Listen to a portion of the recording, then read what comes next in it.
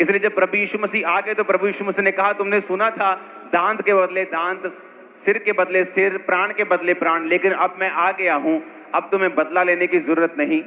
अब तुम सिर के बदले सिर, दांत के बदले दांत नहीं, अब तुम वैरियों से प्रेम करोगे, अपने शत्रुओं के लिए प्रार्थना करोगे। आमीन। लेकिन इस आयतों से हमें यह बात समझ में आती है कि परमेश्वर अपनी प्रजा के लिए एक प्लान रखता था, एक योजना रखता था। और पवित्र वचन ये कहता है कि परमेश्वर एक सा रहने वाला परमेश्वर है। वो अपने मार धाड़ को उसने चेंज कर दिया, क्योंकि यीशु मसीह आ चुके थे। अब वो स्पिरिचुअल मार धाड़ में बिलीव करता है, आत्मिक युद्ध में बिलीव करता है, लेकिन उसकी योजना जो अपनी प्रजा, अपने लोगों के लिए है, वो बदली नहीं है। व्यवस्था विवरण 7 उसकी 1 से 16 आयत को,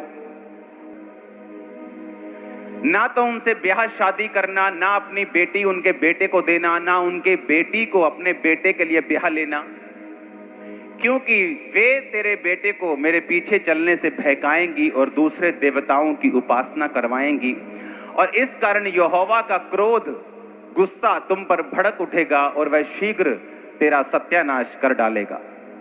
उन लोगों से ऐसा बर्ताव करना कि उनकी वेदियों को ढा देना, उनकी लाठों को तोड़ देना, उनकी अशेरा नामक मूर्तियों को काट काट कर गिरा देना, उनकी खुदी मूर्तियों को आग में जला देना, क्योंकि अपने परमेश्वर यहोवा की तुम पवित्र प्रजा हो, और यहोवा ने पृथ्वी भर के सब देशों के लोगों में से तुझको चुन लिया है कि तू उसकी प्रजा और निज धन ठहरे।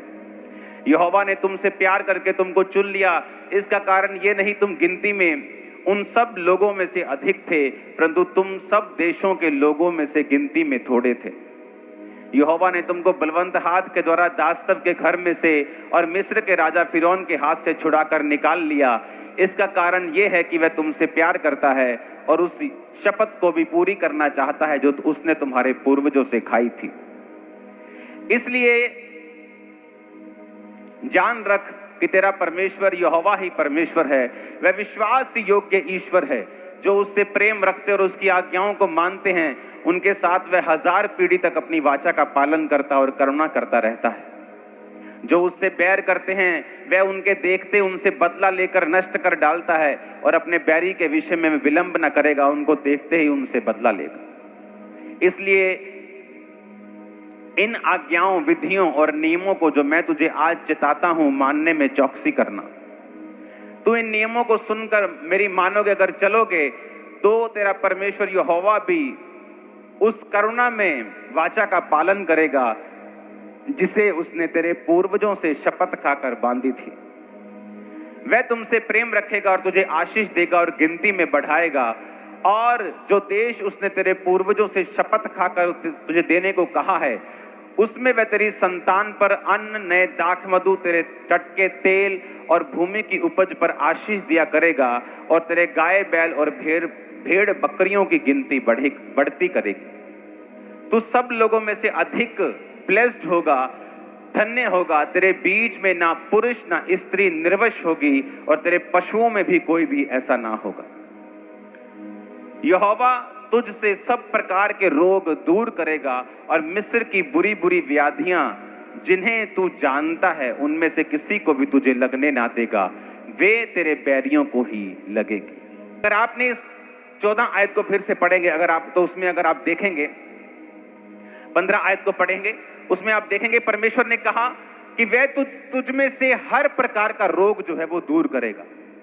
लेकिन परमेश्वर ने एक खास अपने लोगों को तब कहा, परमेश्वर ने कहा तू दूसरे लोगों के साथ कोई भी वाचा ना बांधना, उनके देवताओं की उपासना ना करना, तू अलग रहना, उनके साथ किसी भी तरह की शादी ब्याह ना करना, अपने बेटे ना देना, उनकी बेटियां ना लेना। परमेश्वर ने कहा तू अलग टाइम में रहना, क्योंकि मैंने तुझे चुन लिया है और मेरे एक योजना है तेरी लाइफ में। मैं तुझे एक ऐसा ब्लेस करना चाहता हूं और खड़ा करना चाहता हूं, ताकि एक ऐसी प्रजा मैं तैयार कर सकूं जिसे लोग देखें और कहें हाँ, इन पर परमेश्वर की दया है, ये परमेश्वर के लोग हैं। तो ये परमेश्वर का मकसद था।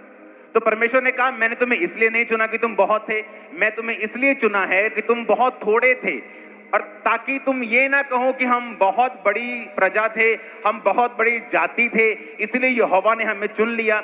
इसलिए बाइबल कहती है परमेश्वर ने जगत के निर्बलों को, जगत के तुच्छों को, जगत के गरीबों को, जगत के बीमारों को चुन लिया ताकि जो कोई अपने आप को कुछ समझते हैं उन्हें शर्मिंदा करे। आपको भी उसने चुना, मुझे भी चुना, हाँ या ना? अब परमेश्वर ने क्या कहा? परमेश्वर ने कहा मेरे किंगडम के अंदर ब्लेसिंग्स हैं, मेरे राज्य के अंदर ब्लेसिंग्स हैं। क्या ब्लेसिंग? तू दूसरे लोगों से अधिक धन्य होगा, मैं तेरी 1000 पीढ़ी के ऊपर करुणा करूंगा। और जबकि ये डिलीवरेंस वीक है और टॉपिक हीलिंग का है, तो मैं इसमें सिर्फ हीलिंग के टॉपिक को आज छेड़ूंगा। और परमेश्वर ने क्या कहा? मैं तेरे बीच में से रोगों को क्या करूंगा? दूर करूंगा, और मिस्रियों के रोग व्याधियां जो उनको लगी थी मैं तुमको लगने नहीं दूंगा। ये परमेश्वर ने अपनी प्रजा को कहा।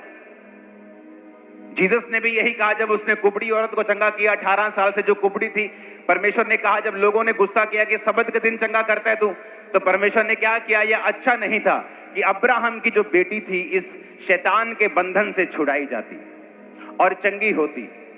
इसका मतलब प्रभु यीशु मसीह ने भी यही बात कही कि जो अब्राहम के वंश हैं, यानी आप और मैं, जो यीशु मसीह पे विश्वास करते हैं, परमेश्वर ये चाहता है कि उनकी लाइफ में कोई भी रोग जो है वो ना हो। लेकिन ऐसा पॉसिबल कैसे? क्योंकि ये सारी ब्लेसिंग जितनी परमेश्वर ने बताई हैं, ये उसके धर्म और राज्य के अंदर हैं, बाहर नहीं। किसके अंदर हैं? उसके धर्म और राज्य के।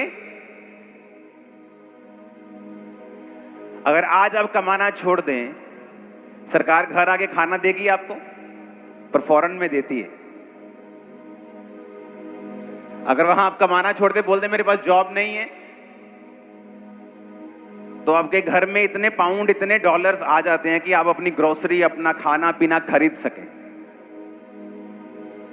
अगर आप ये कहें कि मुझे रहना यहीं है पर डॉलर्स वहां के चाहिए, हो सकता है,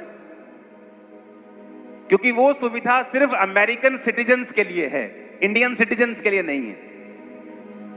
आपको वो सुविधा मिलेगी जो यहां की सरकार ने बनाई, अगर है तो, और वहां के लोगों को वो सुविधा मिलेगी जो उनकी सरकार ने बनाई। परमेश्वर ने कहा मैं तुझे ब्लेस करूंगा, दूसरों से ज्यादा ब्लेस करूंगा, तेरे काम, तेरे खेत के ऊपर, तेरे तेल के ऊपर, तेरे उपज के ऊपर, तेरे बच्चों के ऊपर, तेरे बैंक बैलेंस, मैं हर एक चीज को ज्यादा ब्लेस करूंगा लोगों से। मैं तेरे बीच से रोग दूर करूंगा। लेकिन किनको बोला परमेश्वर ने? परमेश्वर ने पहले कंडीशंस बताई कि तुम ऐसा करोगे, तुम ऐसा करोगे, तुम ऐसा करोगे, मेरे साथ वफादार रहोगे, तुम दूसरे देवताओं की उपासना नहीं करोगे। आज हम 2 मिनट लगाते हैं चर्च के अलावा कहीं और जाना हो, 2 सेकंड लगते हैं। घूमने जाना है तो हम घूमने गए थे, 2 सेकंड, और आपको मालूम नहीं परमेश्वर उसको कितना सीरियसली लेता है। वो एक तरह का आत्मिक व्यभिचार है।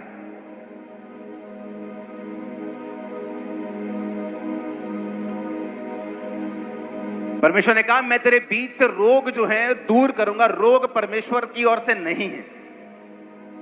उसने कहा जितने रोग, मिस्री व्याधियां लगी हैं जो उनको, कभी उनको गिल्टियां हो जाती थी, कभी उनको कुछ होता था, परमेश्वर ने कहा मैं वो सारे रोग तुझे लगने नहीं दूंगा, मैं तेरे बीच से रोग दूर करूंगा। देखो, मैं तुझसे सब प्रकार के रोग दूर करूंगा। मिस्र की बुरी बुरी व्याधियां जिन्हें तू जानता है, कोई भी तुझ पर लगने नहीं दूंगा, वो तेरे बैरियों को लगेंगे। किसको कहा परमेश्वर ने? परमेश्वर इस्राएलियों को बोल रहा है कि मैं तेरे बीच से रोग दूर करूंगा। लेकिन बात यह है कि क्या हम परमेश्वर के किंगडम के अंदर हैं? क्या हम परमेश्वर के राज्य के अंदर आ चुके हैं?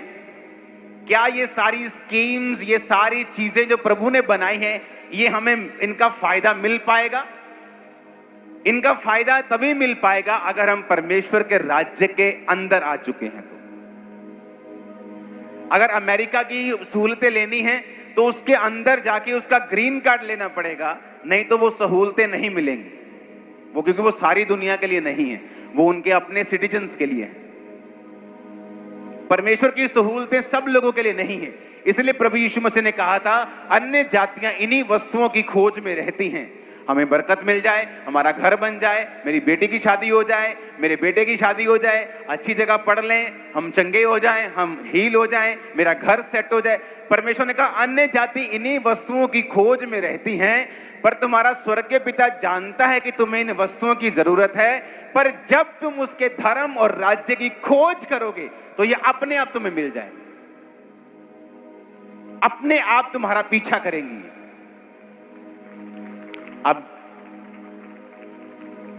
अगर बपतिस्मा नहीं लिया तो तुम उसके धर्म और राज्य के अंदर नहीं हो। अगर तुम अभी भी परमेश्वर के वचन के बाहर हो तो तुम उसके धर्म और राज्य के अंदर नहीं हो, क्योंकि ये कोई वो जगह नहीं है जहां आप आएंगे, जादू टोने की तरह आमीन आमीन बोलेंगे और सब कुछ ठीक हो जाएगा। ऐसा नहीं, आपको कंप्लीट क्रिश्चियनिटी को फॉलो करना पड़ेगा अगर आप कंप्लीट परमेश्वर की आशीषों को और बरकतों को अपनी लाइफ में देखना चाहते हैं तो। आमीन। अपने पड़ोसी को बोलो धोखा ना खाओ।